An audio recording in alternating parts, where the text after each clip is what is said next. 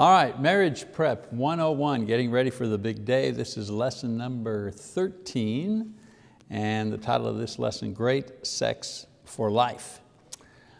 Well, I've told you that the main task in marriage is not raising children, it's not paying off the mortgage or setting up a retirement plan. Those are not the main goals of marriage. I said that the main task in a successful marriage is maintaining the intimacy that caused you to get married in the first place.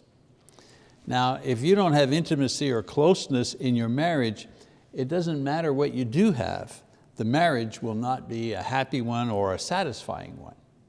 One way to cultivate intimacy is to build closeness at the intellectual level, at the emotional level, and especially at the spiritual level, and we talked about that last week.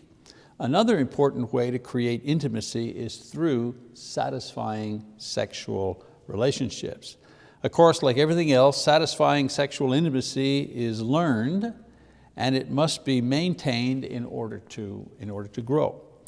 Now, just because you like or you need sex doesn't mean that you know how to produce intimacy through satisfying sexual intercourse. Many couples have to learn or relearn this because there's so much misinformation in the world about sex. And so in order to separate the truth from the fiction, I'd like to briefly review with you the history of sex from Adam until today in 6 minutes. I think we can summarize it. We'll give it a shot anyways, 6 minutes.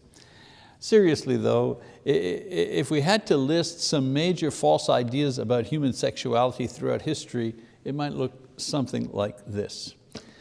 In the Garden of Eden, they had it right. Sex between Adam and Eve, two sinless people, is perfect and satisfying. After this, the lies begin.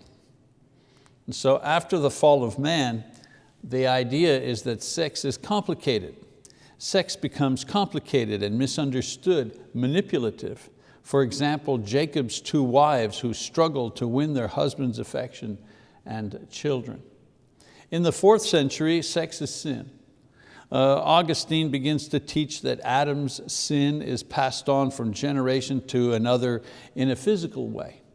This gives rise to the idea that the manner in which one generation creates the next generation, and that's through sex, the manner must be bad or sinful because the result is sinful people. And so the conclusion was that there must be something wrong with sex because this was the way sinful natures are passed on from one generation to the next. In the 17th century, sex is dirty.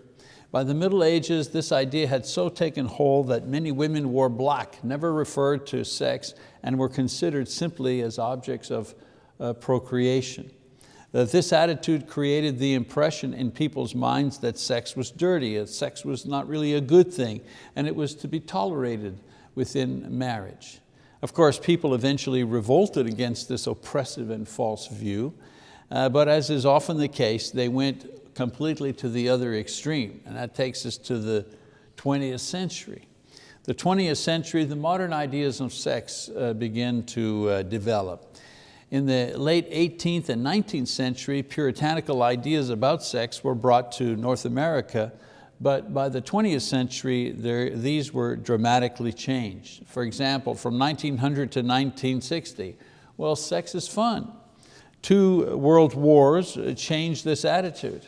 American music and movies, magazines showed sex as something that was to be fun. People had to loosen up, rock and roll, Playboy, let's have fun. In 1970, sex is free. The hippie generation promoted sexual freedom, make love, not war. Sexual revolution said, have sex with whoever you want, whenever you want, in whatever way that you want. By the time we got to 1980, sex becomes serious. The boomers grew up and sex became a serious matter, only for the mature. Sex advice columns and sex therapists and studies about human sexuality abounded. In the 1990s, sex should be safe. AIDS made people realize that some kinds of sex could lead to serious illness and death. And then from the year 2000 to this day, sex is really just for yourself. Sex is for the individual's pleasure and satisfaction. Pornography, especially internet pornography, homosexuality, fed the person's desire for private sex. Of course, all of these false ideas about sex have an element of truth to them. This is what makes it so believable and powerful. For example, sex is complicated, that's true, but not so complicated that with proper communication and attitude, two people cannot have satisfying sex for a lifetime. Sex is sinful. Well, that's true in some cases when it's participated in outside of a marriage relationship, but sex is acceptable and blessed by God within marriage. Hebrews chapter 13, verse 4. Sex is dirty. Well, true, when used as pornography or the abuse of others, especially children, but clean, pure, and beautiful when shared between a married couple. Sex is fun. Well, true, but again, only fun and joyful when people who are married engaged in it. Otherwise, it's only fun for the people involved, but not for God, and certainly not the angels who witness it. Another idea, sex is free. Well, again, true, but only free to those who are in an exclusive lifetime relationship of marriage. Otherwise, there's a price to pay, right? In Galatians 5:19-20, it tells us that fornicators will not inherit, adulterers, fornicators, homosexual, illicit sexual practices. These people will not inherit the kingdom of God. Sex is serious. Again, very true, but serious not in itself. Serious in the sense that it is the physical sign that two people are committed to an exclusive lifetime relationship. Sex is safe, true, but the safest sex is sex according to God's plan, not human concepts and trends concerning sex. And then finally, sex is for self. Again, true. Sex is for the full revelation of the self to our partner without guilt, without fear, and without shame. Of course, there are many variations of these ideas, but these are the major concepts that people view their own sexuality through. I don't know if we did it in 6 minutes, but anyways, it gives you a kind of a lay of the land of some of the misinformation that's been out there for a long time concerning human sexuality. Now, there's another point of view on sex that I'd like to share with you, one that more effectively contributes to good sex for life. You see, the same activity that has the power to bond and to build and to create, to comfort within marriage is equally powerful to create negative things if done outside of marriage. It creates guilt and shame, unwanted pregnancies, diseases, and so on and so forth. Psychological surveys show that in some couples who have sex before marriage, after marriage, the woman becomes more aggressive and dominant. She feels angry and resentful, while the man becomes more passive and with a sense of guilt. The way out, of course, is to seek forgiveness from God and each other and then just go on. The idea of seeing if people are sexually compatible before marriage so they can be sure of having a successful relationship, this is foolish, because engaging in premarital sex without the security of a marriage commitment undermines the development of the couple's relationship before it matures. Sex outside of marriage is a sin. It's a sin because it spoils the sex that we should be having within marriage. I heard one guy say the trouble with sex outside of marriage is that it spoils the sex that's supposed to go on within marriage. Now I want to talk about God's idea of sex. So we talk about some misinformation and ideas that have been out there and that many of us grew up with. I'd like to talk about God's idea of sex. The real issue in sex is not making love. The real issue in sex is feeling loved and becoming one with your spouse. You can get sex in a lot of ways and in great quantities, but to feel loved through sex requires us to understand why God created sex and how God would have us express our natural human sexuality. So I'd like to devote the rest of my time to this idea. So what does God think about sex? Well, first of all, He thinks, His idea is that sex is good. In Genesis chapter 1, verses 27 and 31, it says, God saw everything, and He saw this, and it was good, He created that, it was good. And then in verse 27 and 31, He says, He looks at everything and He says, all was very good. And that included human sexuality. So God's idea is that sex is good. Throughout the Bible, God extols the naturalness and the beauty of human sexuality. In Genesis 2:24 and 5, we see sex without guilt or shame. Sin should cause guilt, not sex, between a husband and wife. Hebrews 13 verse 4 talks about the marriage bed being undefiled, because God will punish the evildoers, punish adulterers. And in the Song of Solomon, chapter 7, 1-9, we read that sex is beautiful and exciting and passionate. We talked about that last week as we looked at some passages in the Song of Solomon. And then in Proverbs 5, this one I want to read, that Solomon writes, let your fountain be blessed and rejoice in the wife of your youth. As a loving hind and a graceful doe, let her breasts satisfy you at all times. Be exhilarated always with her love. This is the Holy Spirit speaking. Have you ever thought of this? Solomon is writing by the power and the inspiration of the Holy Spirit here. And what is God saying? Sex is beautiful. What's He saying to men? Let your wife thrill you and satisfy you all the days of your life. So good sex is God's idea, not man's idea. Satan has perverted sex into a sinful thing, but in its natural state, it's a good and wonderful thing according to God. Another idea that God has about sex. Sex is for marriage only. He says, you shall not commit adultery. Very plain and simple, Exodus 20, verse 14. God designed the activity of sex to be practiced constructively within the context of marriage. I don't have to elaborate this to this group here.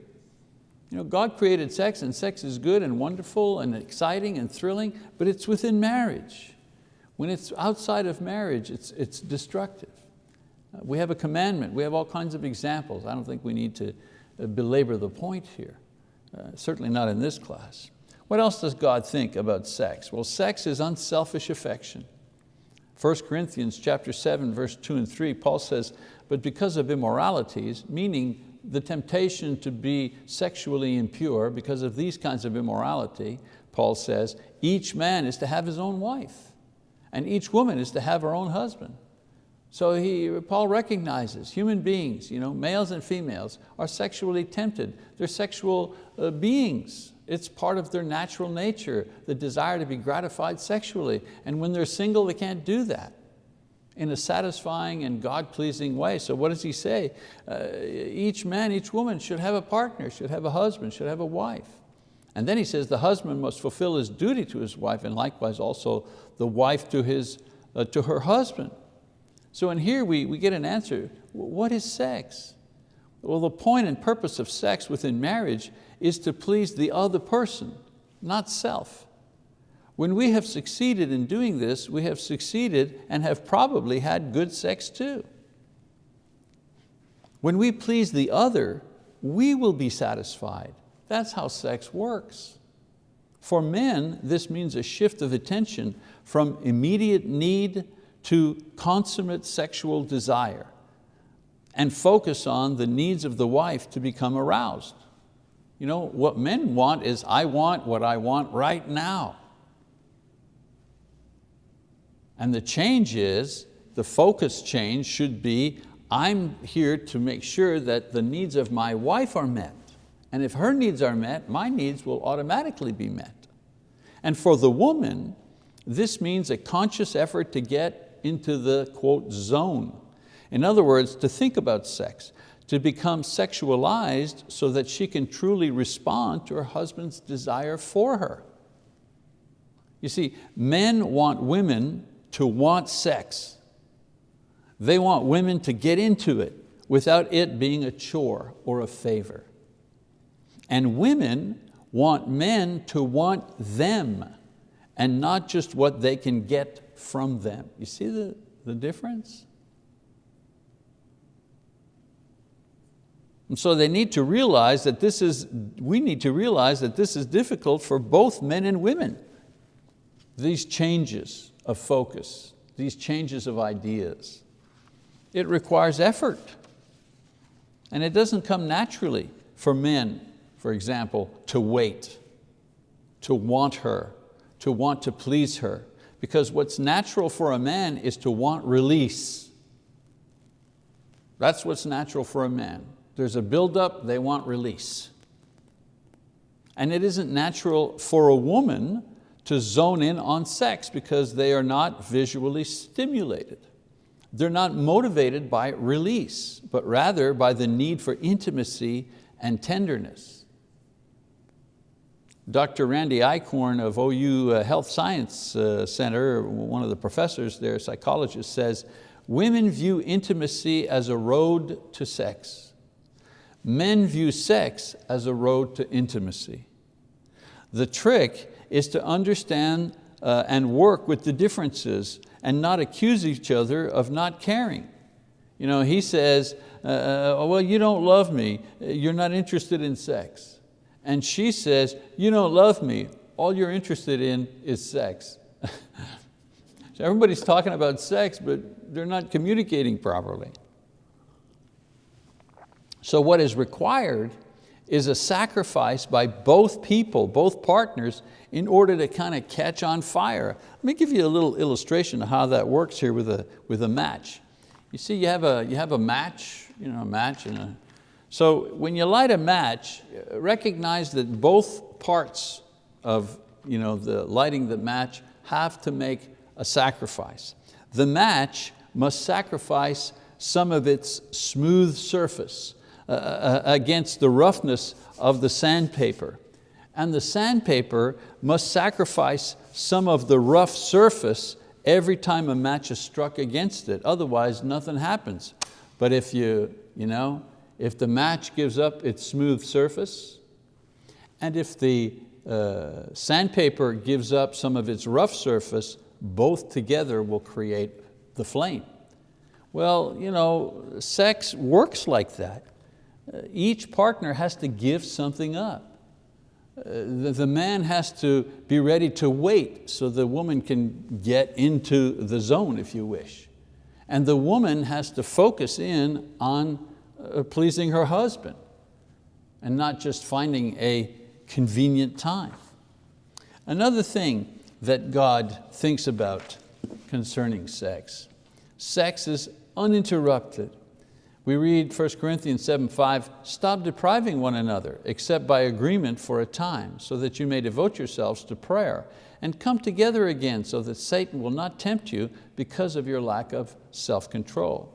So sex is meant to provide pleasure all of married life.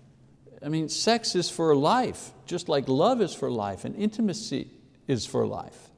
Paul says that sex should be interrupted only by mutual consent or for reasons needing prayer. I mean, this could include disputes or illness or unavoidable separation.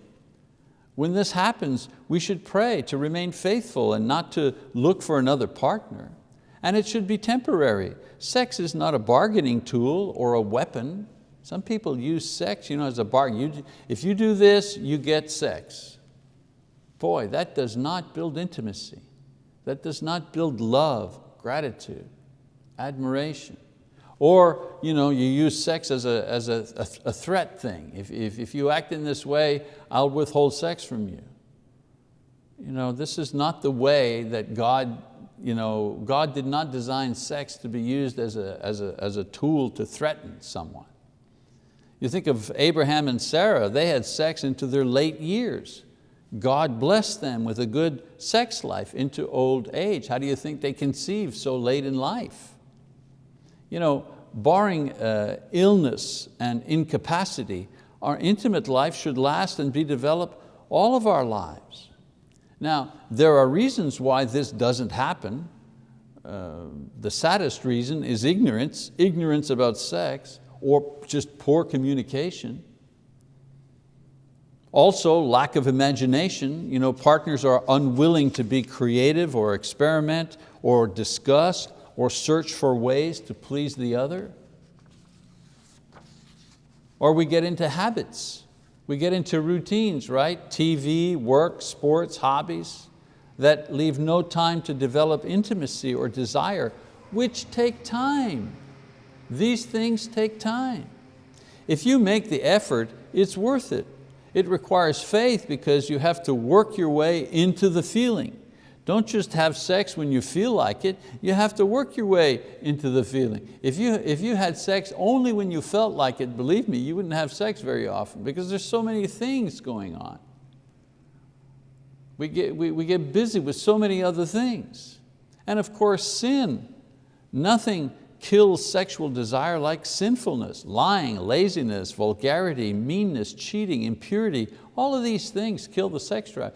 Guys, the guys think if they stay up late and watch porn online or something, do you think somehow this makes you more attractive for your partner? You think your wife is more attracted to you because you've just been watching porn for an hour? And girls, do you think you're attractive and desirable for your husband if all you talk about is just your kids or the house or chores or things like that, and not talk about yourself or talk about him? God created marriage to last a lifetime, and so sex within marriage should also last a lifetime as well. Happy couples report that their sex life grows more intense and satisfying as they grow older. Now I don't mean older like I'm 95 years old, I'm 98 and I'm having the best sex of my life. I'm not saying that. I mean as we mature, as we grow into middle life and early, early 50s and 60s and so on and so forth, couples report that they have a more deep and meaningful intimate experiences at that age. And why not? You've gotten to know each other over a lifetime. Of course, as your intimacy grows, as your security with one another grows, as your communication grows, and we'll talk about that in a second, so does the quality of your sexual intimacy. All right, communication is the key. Sex therapists tell us that the biggest problem that couples have with sex is not mechanics. We kind of all know what to do. It's not mechanics. It's not even frequency or looks. The biggest problem with sex is communication. The main sex organ, of course, is the brain. That's the part of the body that controls feeling and desire, enjoyment and pleasure. If the brain is not stimulated or sexualized, then the other body parts cannot function properly. The best way to stimulate the brain is to communicate. And the best way to improve sexuality in a marriage is to learn how to communicate more effectively about sex. You see, the way to have good sex for life is to continue to communicate about it for life. Not debate it, not argue about it, but communicate about it. One major problem in many marriages is that there are things we wished our partners knew about us or knew about sex, but because of shame or guilt or fear or embarrassment or anger or ignorance, we can't communicate with them about it. We think that they're going to guess, and they don't guess, and we remain unfulfilled sexually, and we remain miserable. So I'm going to finish this session and this series by saying out loud some of the things that couples find hard to say for various reasons. Now, I don't do this to offend or embarrass anyone, but rather to open up lines of communications between couples who find it difficult to communicate about sex. They can talk about anything else except sex. So as you listen, write down and save those things with your, write down and share those things with your partner that you may have found difficult to say in the past. Something that I may have mentioned here during this lesson. So here we go. Some things I wish you knew about me, or some things I wish I could say to you about sex. Tell me how to please you. Tell me how to please you. Guide me so I will know what to do in the future when we make love. Each person has a different sexual character. It takes time to discover what that is for yourself and for your partner. It's very difficult if you don't explain. Now, there's no need to explain why something is pleasing or exciting, just that it is. You don't have to psychoanalyze yourself. I like when you do this. You don't have to say why, but you have to say, you have to communicate, you have to let your partner know if they haven't figured it out already. Another thing to say of the 7, I want to make love just for fun. I mean, sometimes a brief sexual encounter without too much foreplay or romance is okay. You know, we mustn't take sex too seriously. Sex should be fun and play at times. It's okay. You know, it's 3 in the afternoon, you're home early, the kids are a half hour away from being home, and all of a sudden, you know, you kiss mama and mama kisses you back, and wow, right there in the kitchen, right there in the living room, you know, 20 minutes before the kids get home. Are you guys crazy? You nuts? It's fun, it's good, you laugh, you're embarrassed with each other. Oh my, look at us. That's okay, that's fun, that's marvelous, that's happiness in marriage. Another thing to say, seeing your body excites me. Don't hide it from me. Your partner's naked body is the only body you have a right to see. Don't deprive each other of that right and privilege. Ladies, don't let the movies or the internet take over your privilege so that the only nakedness your husband sees is in a magazine or a movie and not even his own wife. And men, the more you remain exclusively focused on your wife, the more she will be willing to share herself with you. And contrarily, the more your eyes wander, the less valuable you make her out to be. Remember that. Number 4, don't force me to do what I cannot do yet. You know, everyone develops sexually at a different rate. You need to be patient with each other. It's okay to experiment, it's good to be creative, but agree to do so what both people agree to do. Otherwise, it's selfishness, and it can be abusive. Number 5, I wish you would initiate sex for a change. I wish you would initiate sex for a change. When you do, it makes me feel desirable. I mean, nothing kills the ego like always having to be the one to initiate sex or affection. Sometimes men would be less demanding of sex if they had more affection. And sometimes women would be more willing to have sex if men demonstrated more affection that is unrelated to sex. In other words, if she felt you putting your arms around her and kissing her on the neck wasn't a prelude to sex, but simply was saying, I love you. Number 6, be kinder to me. When you are unkind, it makes it harder for me to desire you. As I've said before, nothing kills intimacy, romance, and sexual activity than someone who is unkind. Someone who's sarcastic, bringing you down all the time. Someone who's dishonest or abusive. Someone who is self-centered or cheap or critical. Desire cannot grow in this kind of environment. And then number 7, try to understand what stimulates me. Try to understand what stimulates me. All right, I'm going to talk about women, so I want men, I want you men to pay attention, okay? So women, all right, men, listen, this is some facts about women. There's a biological fact here that you need to know. A woman's sexual desire is linked to her cycle, her menstrual cycle. I know that sounds very old-fashioned, but that's just plain old biology. It's linked to that, okay? That's a biological fact. Now let me give you an emotional fact. Emotional stimulation is necessary before there can be physical stimulation. You see what I'm saying? The best sex happens when the wife's emotional needs are taken care of on a daily basis. You can't buy sex at the last minute with flowers and candy.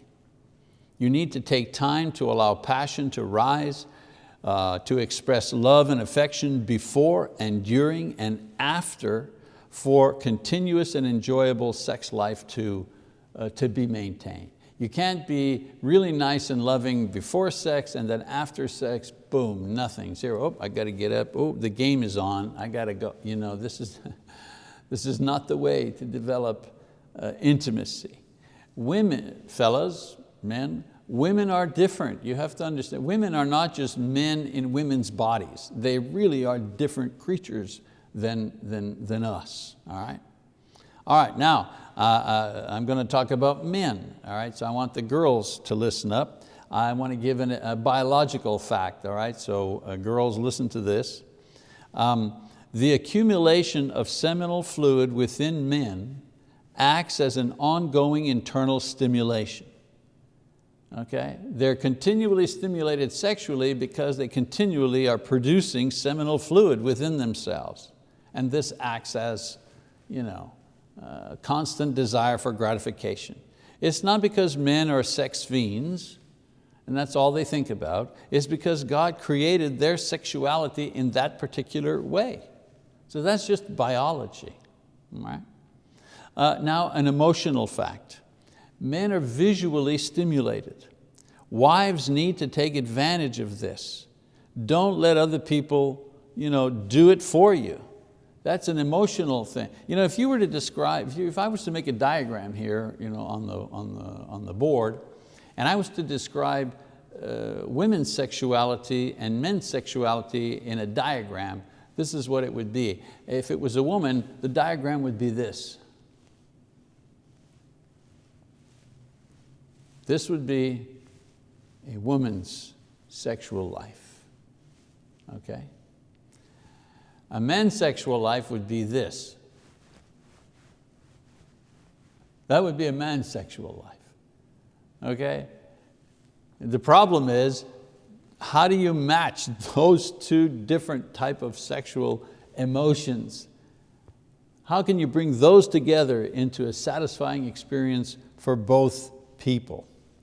Well, the key is to find a balance between his needs and your ability to meet his needs, and vice versa. God is wise in that He has created men and women in such a way that there has to be mutual compromise in order to have mutual satisfaction. Don't get mad because men are not like you, girls. And guys, don't get mad because girls are not like you. You're always thinking, I wish women were like me. I wish they had the same pattern as me. Truly, you don't want that. The thing that makes them exciting and desirable is that they're different than you are, and vice versa again. The thing that makes men exciting and desirable is that they're different than you are. And that difference is on purpose. And God has forced us to work with the differences in order to reach satisfaction. So I've only given you 7 things that you might say to each other just to get the dialogue going. The important thing is that you talk to each other about your sexual selves, not for the purpose of having sex. If you're talking about sex, and especially you guys, oh, we're going to talk about sex, I'm going to maneuver my way into, no. The conversation about sex is about the two of you as a couple, okay? So you're having a conversation about sex for the purpose of understanding each other's sexual character. We need to tell each other honestly and tenderly what we need, what we feel, what we want sexually, what we'd like to try, and what we're not sure of. And we do this without shame or fear or guilt because God Himself wants us to have satisfying sex because He created us as sexual beings with this capacity. Great sex for life is possible if we follow God's plan for sex within the secure framework of an exclusive lifetime commitment of marriage. As a matter of fact, great sex for life is only possible within marriage because it is only within marriage that sex is blessed by God, its creator. Finally, I'd like to add that within marriage, all of the mysteries about our own sexuality can be expressed and satisfied and made acceptable to ourselves and to our partner and the God who loves us, even when we are completely naked before our partner and before God. Okay, so that's the lesson on great sex for life and the completion of our series, Marriage Prep 101. I want to thank all those who participated here in the class. I want to thank those who are watching online. You know, those who are watching online, you can download the student notes and download this lesson if you wish and use it to teach other people. Absolutely free. We're happy for you to use all of our materials in that way. Okay, that's it for now. God bless you all.